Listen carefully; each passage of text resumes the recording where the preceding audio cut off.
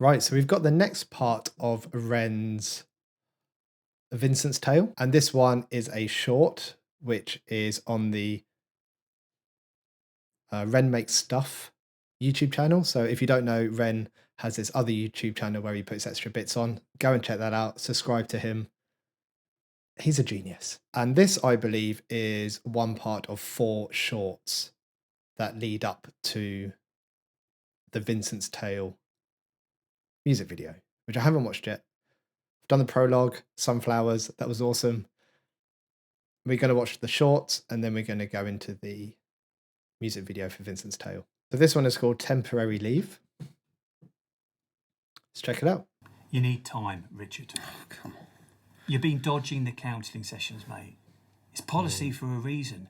Yeah, going through that's going to mess with anyone's head, yeah? I don't need sessions. I'm fine. He came at me, 6 stabs in that girl, Mark. I had no choice. I get it. She was just a kid herself. I get it, okay? All right? But you're sat here 3 months on, drowning in paperwork, scouting 3 at anyone months. who even bloody looks at you. You've been a right pain in the arse, mate. All right, cheers. Look, don't be like that, Rich. I'm not riding you for no reason here. The whole team's walking on eggshells around you. I asked you for those McLean files at least 4 times last week, and all I got was attitude every time I brought them up. Fine, I hear you. I'll get them done affecting and work. on your desk.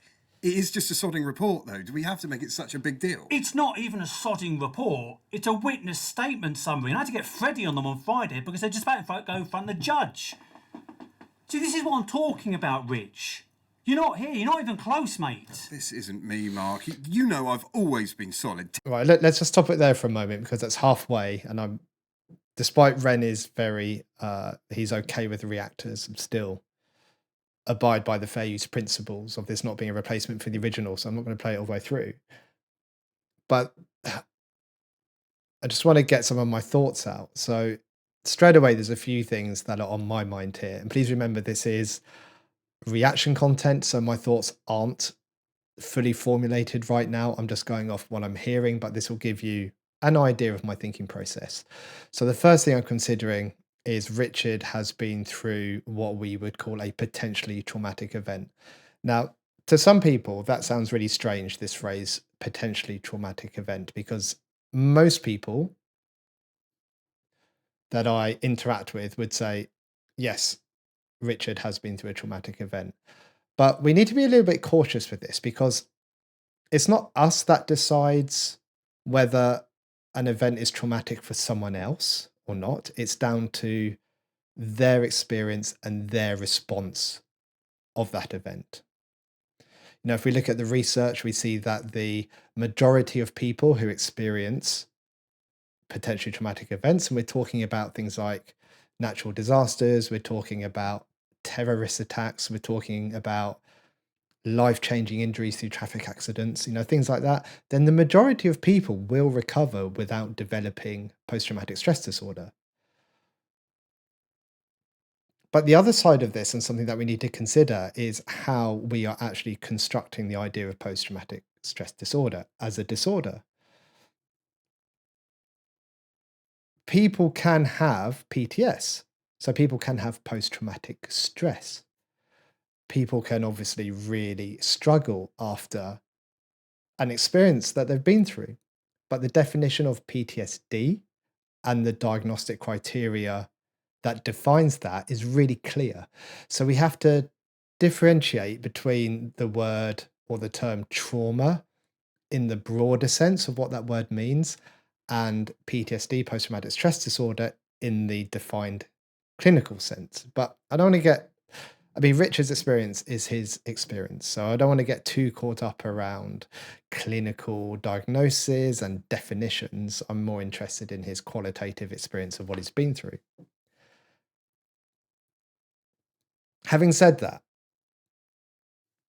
as a trauma therapist who works very commonly with people who have met the diagnostic criteria for PTSD, the 3 components that I'm listening out to during this are hypervigilance. So that means always being on edge. Sometimes it's referred to as a high startle response. We're thinking about avoidance. So that's avoidance of things that remind you of the experience. And those can be external things. So it can be places, it can be people, it can be situations, but it can also be avoidance of internal states. So thoughts, memories, images of the experience. And then the third component I'm thinking of are intrusive memories. So things like, memories that come to you when you don't want to, or you don't purposely recall them, um, flashbacks, nightmares, and that sense of reliving that experience all over again. And a result of that reliving, we often see as this term called dissociation, which means that you're stuck in your head, you've come away from the present moment, and you're reliving that experience again. So I say all this, and I'm just giving this information out as that's what I'm listening for. That is my thinking process. I'm listening to whether Richard is articulating any of those symptoms, any of those experiences, because the language that he uses is probably going to be very different to the language that is used within diagnostic criteria. And also, there may be things that other people recognize in Richard that meets that criteria that Richard doesn't see in himself. I'm also listening out for the impact it's having on his life. So, is it impacting the main domains of his life? So, things like work, things like family, things like relationships, things like his social life. So, already in this first minute, we hear he's not attending counseling sessions. So, there's a question here around the support that he's been given around this really horrible, difficult experience that he's been through.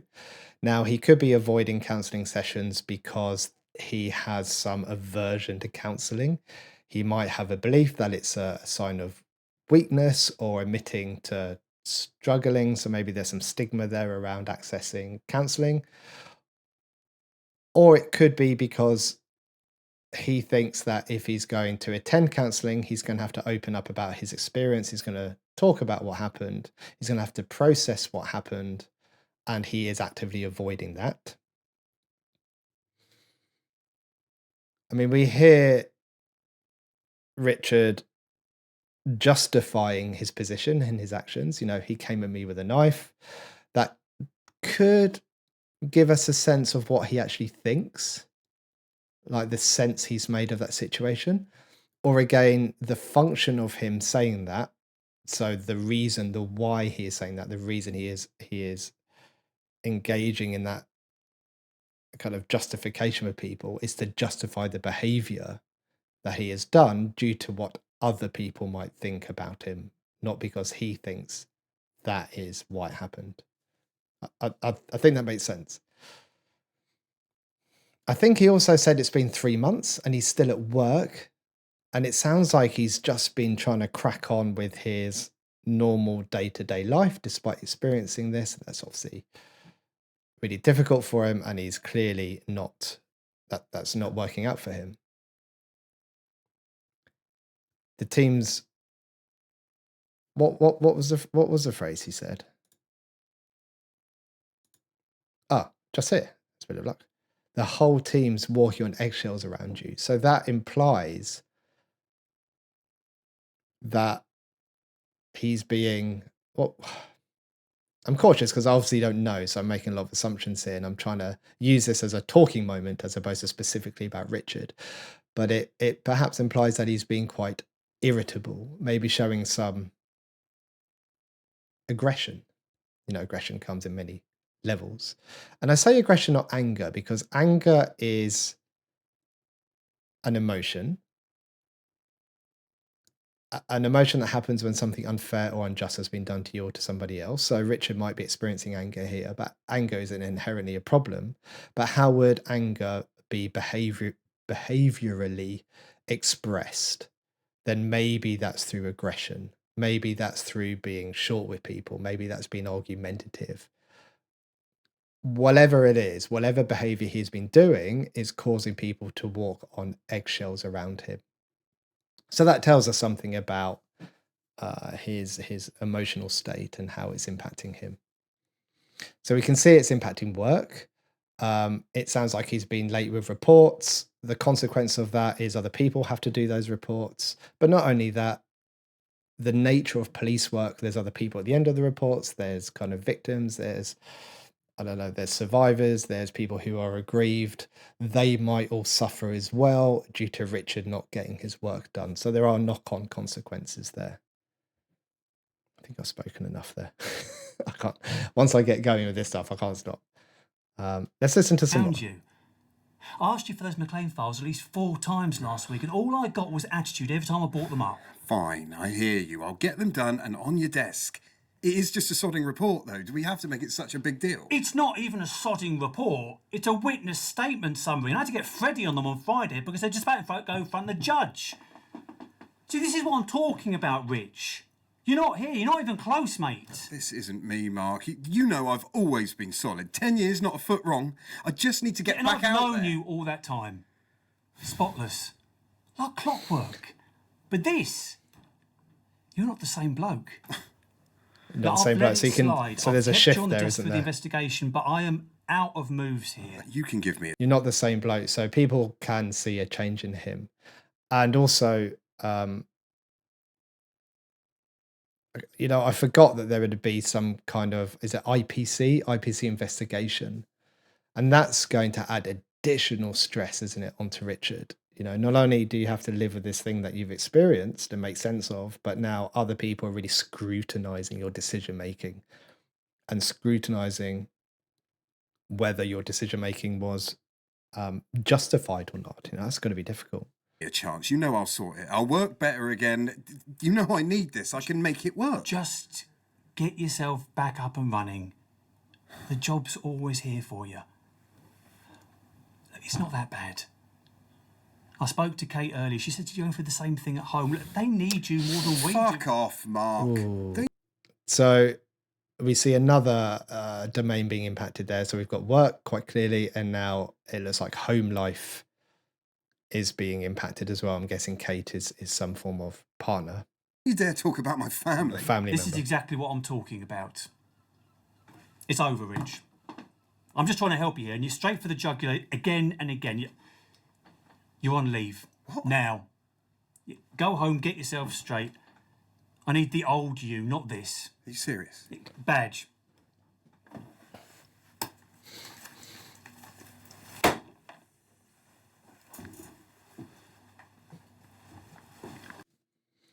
So, I mean, this really highlights the complexity, doesn't it, of these situations and human responses and human behavior, because you can see this from both sides of this exchange.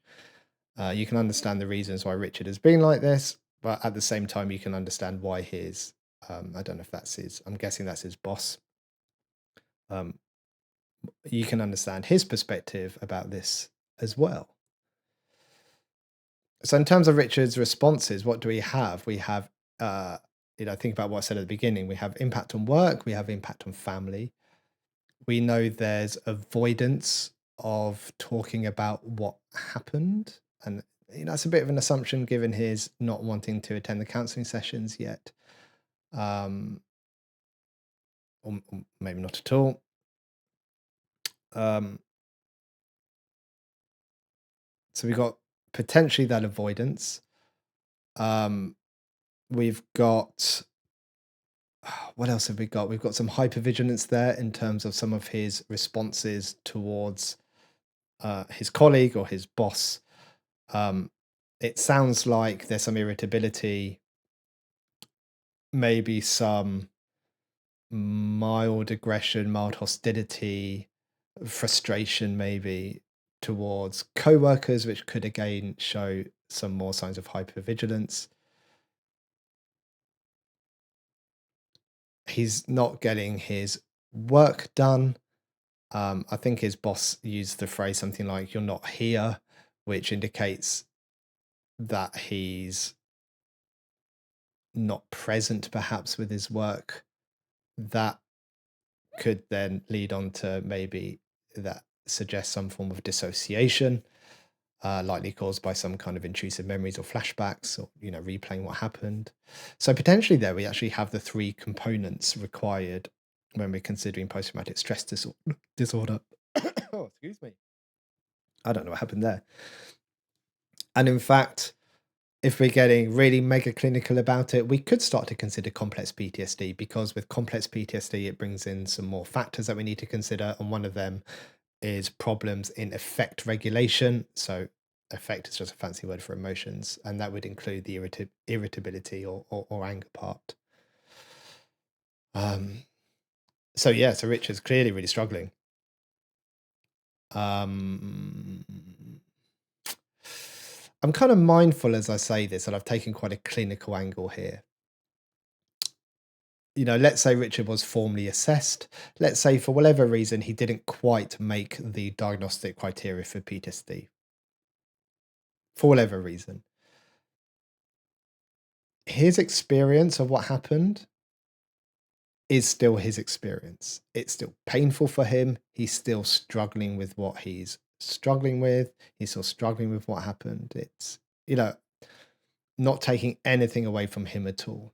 And PTSD or not PTSD, he would still benefit from some help.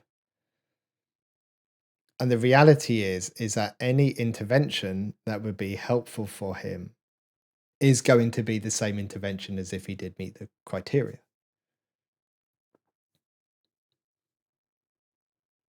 I don't know. I'd be interested in people's thoughts about that. Because you do get people who,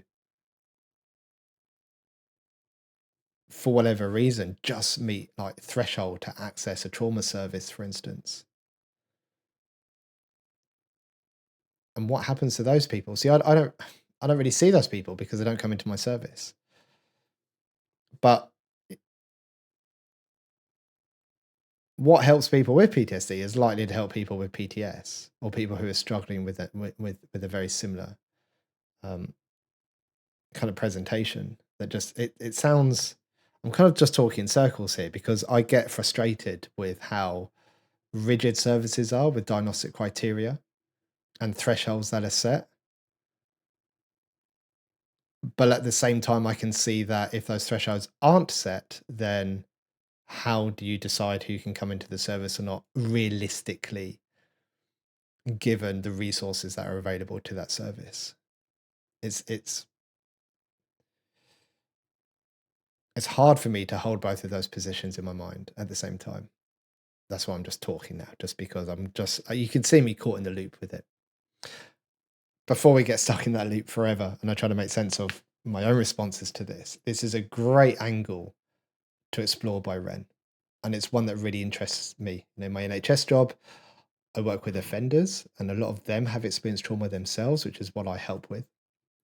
But in my private practice, I quite often work with people who work for emergency services and have gone through very, very similar experiences to what Richard has. So I can see both sides of this. So I'm really interested to see how this plays out and what Ren has in store for us moving forward. I was going to do all 4 in one go, but I think I might split these videos up just because I've talked more than I expected to. This had more in it than I thought it was going to have in it. So we'll move on to the next one as a separate video. Thanks for watching, everyone. Take care and goodbye.